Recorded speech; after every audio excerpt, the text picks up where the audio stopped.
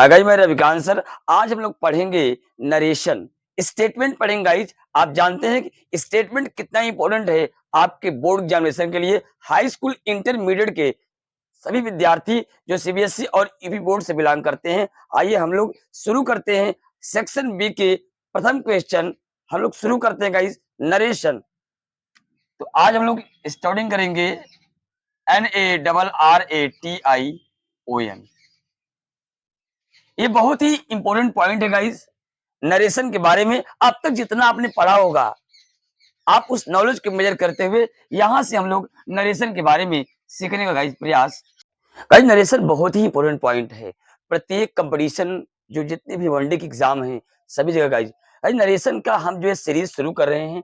आपको बताते रहा विश्वास के लिए कि इस सीरीज के माध्यम से आपका एक क्वेश्चन कहीं छूटने वाला नहीं है, कोई रूल नहीं छूटने वाला है। पूरा कंप्लीट नॉलेज हम लोग यहाँ गाइस आपको देने का प्रयास करेंगे। आप सिर्फ इस चैनल पर अगर आप नए हैं तो निश्चित रूप से इसे सब्सक्राइब कर लीजिए गाइस, बेल आइकन को टच करिए और ऑल नोटिफिकेशन आपके पास आसानी से पहुंच जाएगी। अगर अच्छा लगता है कोई गाइस वीडियो तो लाइक और शेयर करना आप बिल्कुल नहीं भूलेंगे। कोई गाइस आप चाहते हैं सजेशन देना तो कमेंट के जरिए आप हमें कमेंट के जरिए आप सजेस्ट कर सकते हैं। गाइस आते हैं मेन पॉइंट बात करते हैं। गाइस जो नरेशन है, नरेशन की हिंदी कथन होता है गाइस। क्या होता है? कथन। आज यहां से हम लोग नरेशन का जो नॉलेज जो लेक्चर डेवलप करेंगे वह टीचिंग पॉइंट ऑफ व्यू से, स्टडी पॉइंट ऑफ व्यू से सबके लिए बहुत ही बेहतरीन लेक्चर होने वाला गाइस। बस आपको पूरा वीडियो देखना है। एक नया कॉन्फिडेंस, एक स्ट्रॉन्ग कॉन्फिडेंस आपको पैदा करना है नरेशन पर। गाइस आप जानते हैं नरेशन का मतलब होता है कथन। गाइस नरेशन की अगर बात करेंगे ओरिजिन की तो गाइस क्या बात करेंगे? अगर हम बात करेंगे ओरिजिन की, नरेशन की ओरिजिन NARRATE, नरेट वर्ड, यह गाइस एक वर्ब है। और नरेट का मतलब गाइस होता है टू से। क्या होता है? टू से या टू स्टेट। टू से या टू स्टेट मतलब कहना या बताना। कहना या बताना। गाइस नरेशन का मतलब कथन, एक स्टेटमेंट ही एक नरेशन है। गाइस कुछ शब्दों को व्यक्त करने का जो कला होता है गाइस, जैसे the art of reporting, art of reporting, reporting का आर्ट और the words of speaker is called narration. Guys शब्दों को अपने ढंग से व्यक्त करने की कला को कहते हैं नरेशन कहते हैं। जो कुछ आप बोलते हैं वह एक स्टेटमेंट है, वही गाइस क्या है? नरेशन है। हम बताएंगे आगे जब चलेंगे तो कौन सा नरेशन स्टेटमेंट किस तरीके से होता है। कहने का मतलब किसी स्टेटमेंट को आप डायरेक्टली कहते हो, किसी आप इनडायरेक्टली कहते हो। इन सब बारे में गाइस चर्चा भी हम आगे करेंगे। पहले समझते हैं नरेशन को। तो गाइस नरेशन का मतलब होता है कथन। इसकी ओरिजिन नरेट वर्ड से हुई है जिसका मतलब होता है टू से, टू स्टेट, कहना या बताना। जब आप कुछ भी कहते हैं, कुछ भी बोलते हैं गाइस, वही एक स्टेटमेंट होता है। गाइस बात करेंगे अगर नरेशन की तो आपको पहले बता दूं कि जो नरेशन है गाइस ये, आप नरेशन को आप कह सकते हैं SPEECH, आप स्पीच कह सकते हैं गाइस। आप नरेशन को STATEMENT स्टेटमेंट कह सकते हैं गाइस। आप नरेशन को SSERTION असरेशन कह सकते हैं गाइस। आप नरेशन को DECLARATION डिक्लेरेशन कह सकते हैं। गाइस नरेशन को आप चाहे तो स्पीच कह लीजिए, चाहे स्टेटमेंट कह लीजिए, चाहे गाइस असरेशन कह लीजिए, चाहे डिक्लेरेशन कह दीजिए, सभी का मतलब गाइस एक ही होता है। सबका मतलब होता है कथन। अब आपको बात समझ में आ गई ना कि नरेशन का मतलब क्या होता है? कथन होता है। नरेशन की ओरिजिन, इसकी उत्पत्ति नरेट वर्ड से हुई थी जिसका मतलब होता है टू से या टू स्टेट, कहना या बताना। गाइस नरेशन को हम कई नाम से जानते हैं। हम नरेशन को कई नाम जानते हैं। हम नरेशन को स्पीच कह सकते हैं, स्टेटमेंट कह सकते हैं, नरेशन को असरेशन कह सकते हैं या डिक्लेरेशन कह सकते हैं। गाइस आगे चलते हैं और आपको बताएं। गाइस हम यहाँ लिखा है ऑरेटर और यहाँ गाइस लिखा है स्पीकर और नरेटर। आपको एक बहुत ही आसान तरीका बता रहा हूं। जब कोई ऑरेटर, जब कोई स्पीकर, जब कोई नरेटर, मतलब जब कोई ऑरेटर, जब कोई वक्ता, जब कोई स्पीकर कहने वाला, कोई नरेटर किसी बात गाइस करने वाला वक्ता किसी बात को नरेट करता है। कितना इजी मेथड है कि जब कोई ऑरेटर, जब कोई स्पीकर, जब कोई नरेटर किसी बात का करता है गाइज, नरेट करता है, उसे क्या कहते हैं? नरेशन। गाइज यहां बात करेंगे टाइप्स ऑफ नरेशन के बारे में, टाइप्स ऑफ नरेशन के बारे में, कथन के बारे में गाइज आज बात करेंगे कि नरेशन कितने टाइप्स का होता है, कितने प्रकार का होता है गाइज। तो आपको जानकारी बता दूं कि पूरे इंग्लिश लैंग्वेज में टू टाइप्स के नरेशन होते हैं। पहला होता है गाइज डायरेक्ट नरेशन और दूसरा होता है इनडायरेक्ट नरेशन। आपको कंफ्यूजन होता है सर रियली में डायरेक्ट नरेशन क्या होता है? अन्य लोगों की बातों को अगर आप अपने हिसाब से कहेंगे, दूसरों को बातों को, दूसरे मतलब अदर्स जो वर्ड्स होते हैं, अदर्स के वर्ड्स को आप अपने पॉइंट ऑफ व्यू से कहेंगे गाइज, तो वह गाइज हो जाएगा इनडायरेक्ट नरेशन। लेकिन गाइज किसी के अदर के वर्डों को सेम ठीक वैसे ही कह देना तो गाइज हो जाएगा गाइज डायरेक्ट नरेशन। तो अगर बात करेंगे टाइप्स ऑफ नरेशन की, तो नरेशन टू टाइप्स का होता है गाइज। एक होता है डायरेक्ट नरेशन और दूसरा क्या guys? Indirect narration. Direct narration का मतलब होता है प्रत्यक्ष कथन, इनडायरेक्ट का मतलब होता है अप्रत्यक्ष कथन। गाइज नरेशन दो प्रकार के होते हैं, अब तो आपको मालूम हो गया। एक होता है डायरेक्ट नरेशन और दूसरा होता है इनडायरेक्ट नरेशन।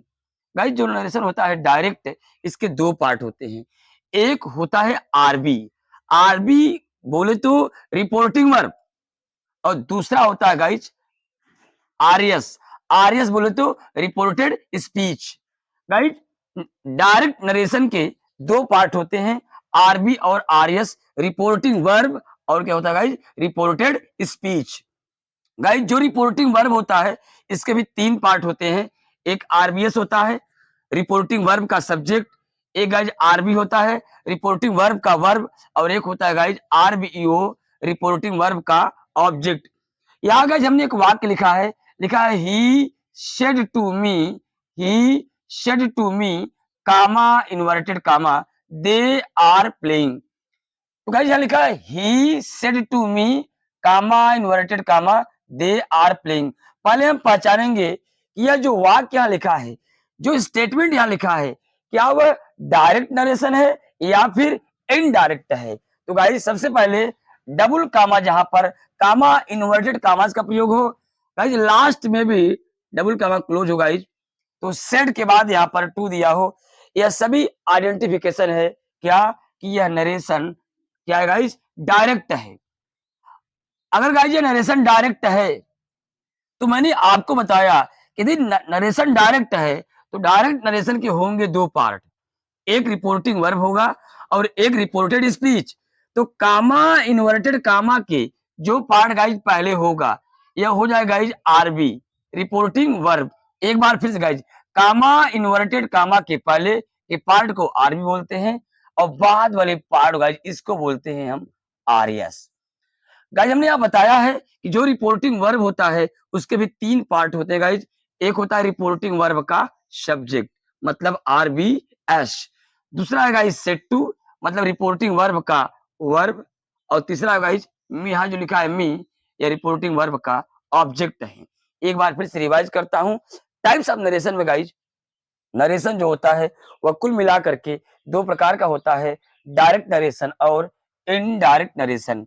जो नरेशन होता है डायरेक्ट, उसके दो भाग होते हैं, रिपोर्टिंग वर्ब और रिपोर्टेड स्पीच। रिपोर्टिंग वर्ब के भी तीन पार्ट होते हैं, आरबीएस रिपोर्टिंग वर्ब का सब्जेक्ट, आरबी रिपोर्टिंग वर्ब का वर्ब, आरबीओ रिपोर्टिंग वर्ब का ऑब्जेक्ट। यहाँ गाइस लिखा है एक वाक्य, he said to me, comma inverted comma, they are playing. यह एक इनडायरेक्ट नरेशन है, बीच में कामा डबल कामा इन्वर्टेड कामा दिया है, लास्ट में डबल कामा क्लोज है, सेट के बाद टू दिया है। यह गाइस एक नरेशन है डायरेक्ट।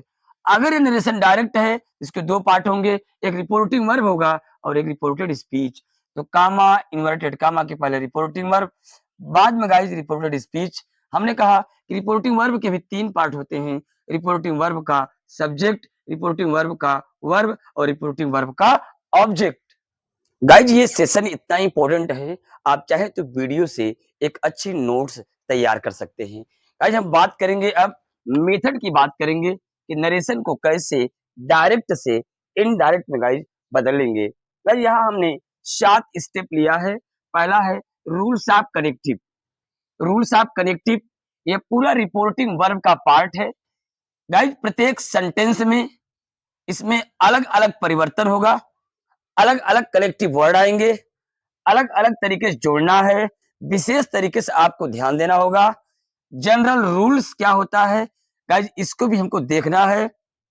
इसके बाद है गाइज टेंस चेंजिंग, इसके बाद पर्सन चेंजिंग, फिर guys nearness change into distance है, नजदीकी वाले शब्द को कैसे दूर वाले में बदलते हैं।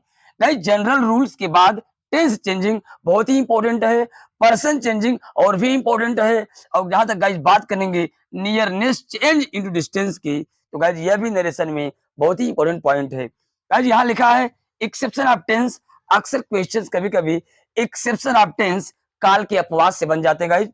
और यहाँ पे जो नीचे लिखा हुआ है ये आपकी हेडिंग है, सब स्पेशल चेंजिंग, कुछ खास परिवर्तन नरेशन में कैसे करते हैं गाइज। गाइज पहली हेडिंग पढ़ेंगे और यही सबसे इंपॉर्टेंट आपके लिए है। इसी हेडिंग को अगर आप पढ़ लेंगे, मैं आपसे वादा करता हूं शुरुआती नरेशन आपको आना शुरू हो जाएगा। आइए चलते हैं पहली हेडिंग पर। पहली हेडिंग है रूल्स ऑफ कनेक्टिव। क्या guys? Rules of connective. Rules of connective का मतलब क्या है? रूल्स ऑफ कनेक्टिव का मतलब है गाइज कामा इन्वर्टेड कामा के पहले के पार्ट को हम जानते हैं आरबी, और बाद का पार्ट क्या होता है गाइज? आरएस।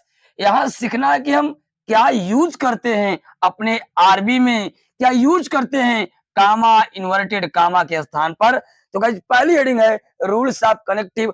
आइए आपको समझाते हैं और एक सेंटेंस के माध्यम से आज आप आसानी से नरेशन करना जान जाएंगे। गाइज यहां लिखा है सेज। अगर सेज के बाद टू आएगा, अगर गाइज सेज के बाद टू आएगा तो कहां बदलेगा? टेल्स में। क्या गाइज? अगर सेज के बाद टू आएगा तो कहां बदलेगा? टेल्स में। अगर गाइज सेज के बाद टू आएगा तब बदलेगा वह टेल्स में। यदि सेज के बाद टू नहीं आएगा तो गाइज वह यहाँ गाइज लिखा है टेल्स, गाइज यहाँ बदलेगा नहीं, यहाँ गाइज सेज ही रहेगा। अगर सेज के बाद टू आएगा तो टेल्स में, और सेज के बाद टू नहीं आएगा तो नहीं बदलेगा। अगर गाइज विल से के बाद टू आएगा तो अब बदलेगा विल टेल में, और विल से के बाद टू नहीं आएगा तब गाइज कहां बदलेगा? वह विल से में ही रहेगा। यदि गाइज विल बी सेइंग के बाद टू आएगा तो अब बदलेगा विल बी टेलिंग में। यदि विल बी सेइंग के बाद टू नहीं आएगा तो यह गाइज विल बी यहाँ गाइज सेइंग ही रहेगा। तो आपने क्या देखा? अगर सेज के बाद टू है तब तो टेल से बदलेगा, और टू नहीं है तो नहीं बदलेगा। गाइज टू है तो बदलेगा, नहीं है तो नहीं बदलेगा। इसके बाद गाइज कामा इन्वर्टेड कामा को हटाएंगे और गाइज क्या लगाएंगे? दैट। क्या गाइज? कामा इन्वर्टेड कामा को हटा क्या लगाएंगे? दैट। अगर कोई प्रोनाउन कैपिटल में है उसे इस्तेमाल कर लेंगे। लास्ट में डबल कामा फुल स्टॉप को हटा के लगाएंगे फुल स्टॉप। गाइज यहां हमने एक वाक्य लिखा है, Ram says to me comma inverted comma the boys have told a story.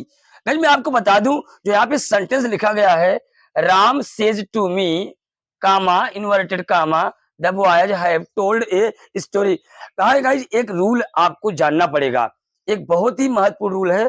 आप अगर मेरी आवाज सही सुन रहे हैं तो आप निश्चित रूप से उस नियम को अपने कॉपी में नोट कर लीजिएगा।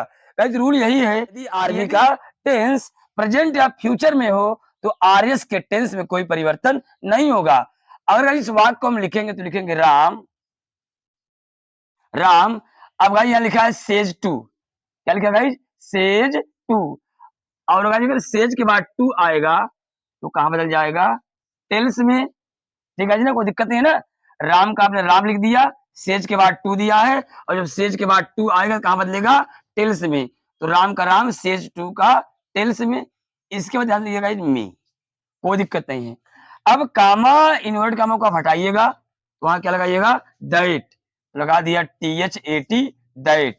अब गाइस यहाँ लिखा है द BOYS बॉयज। गाइस मैंने नियम बताया कि अगर आरबी का टेंस प्रेजेंट या फ्यूचर में है, प्रेजेंट या फ्यूचर में है गाइस, तो आरएस के टेंस में कोई परिवर्तन नहीं होगा, तो सही है। द बॉयज का द बॉयज लिख दिया, हैव टोल्ड ए स्टोरी ऐसे ही उतर जाएगा। उम्मीद है गाइज यह फर्स्ट पार्ट आपको खूब अच्छे समझ में आया होगा।